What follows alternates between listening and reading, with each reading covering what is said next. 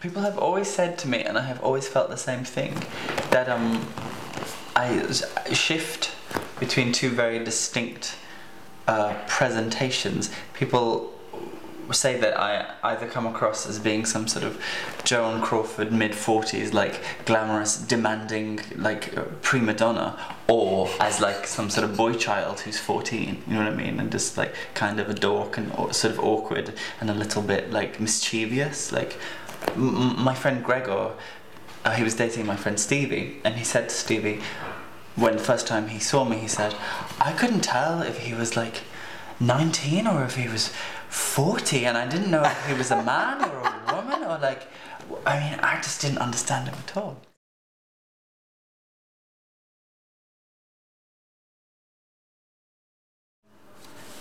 My niece is a little bit confused at the moment.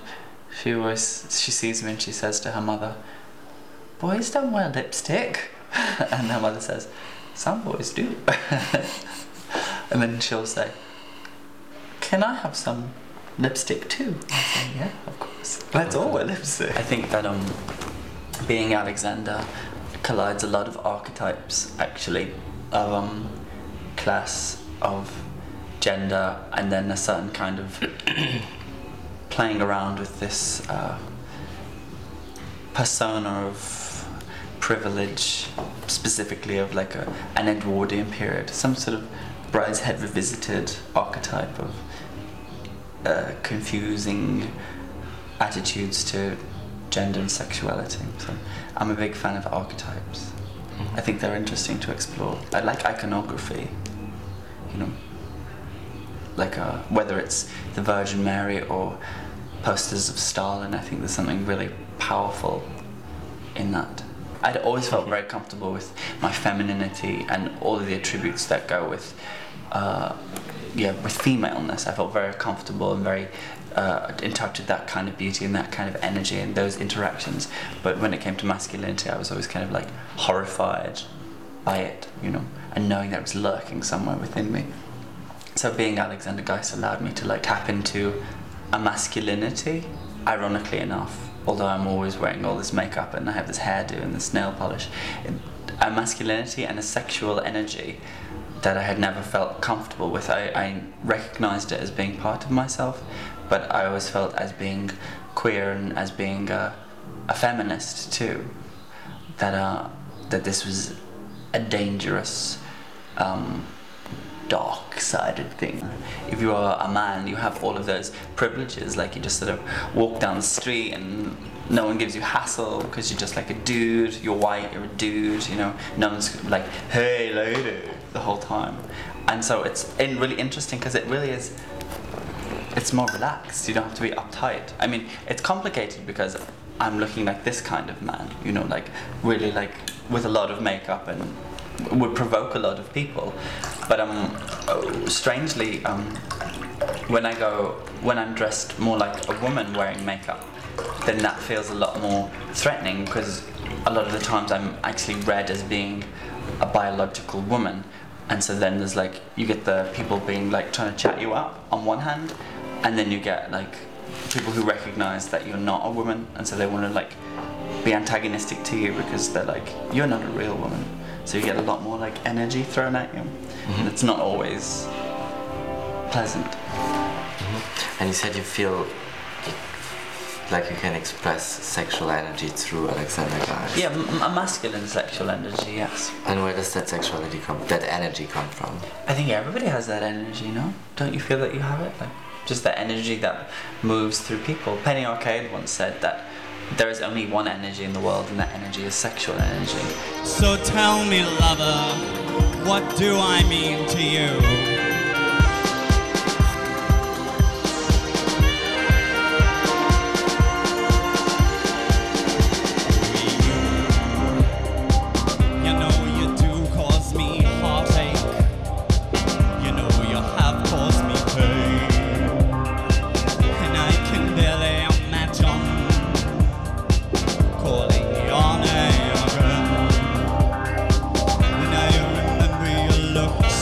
And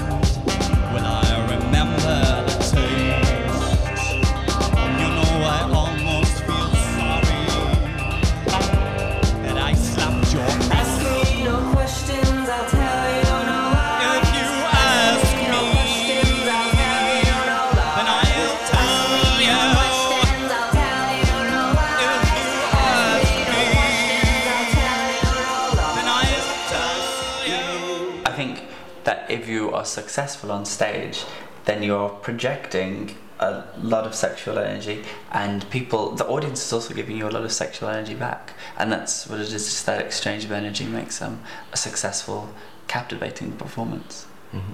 Because if you're good on stage, people have to find something in you that they're attracted to, and it doesn't actually have to be like they want to fuck you, but there has to be something, some charisma there, which I think comes down to just some flimmering in the air. Yeah, I think you have to be in love with your audience too. Mm-hmm.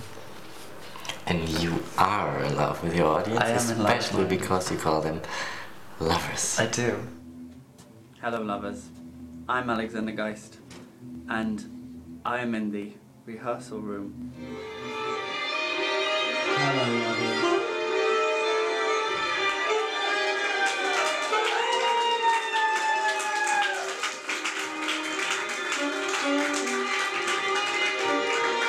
I'm Alexander Geist. We are Alexander Geist. You are beautiful. I like that it's gender non-specific as well, that anyone can be a lover, and it also has this vagueness to it, where it seems explicitly sexual, but also it's kind of like a seductive in a very soft way. You know what I mean? There's something very playful to it. Mm-hmm. Yeah, I like the ambiguity. You said, let's not be fighters, let's be lovers. Mm-hmm. Yes, I'm a great believer in that. Do you think it's that easy? To switch from hate to love? Yeah. Yes, I think those emotions are very similar actually. I think when you feel this kind of intensity, then you have to recognize that you have the power over your emotions. You're not held hostage, and you can use that energy to do something beautiful.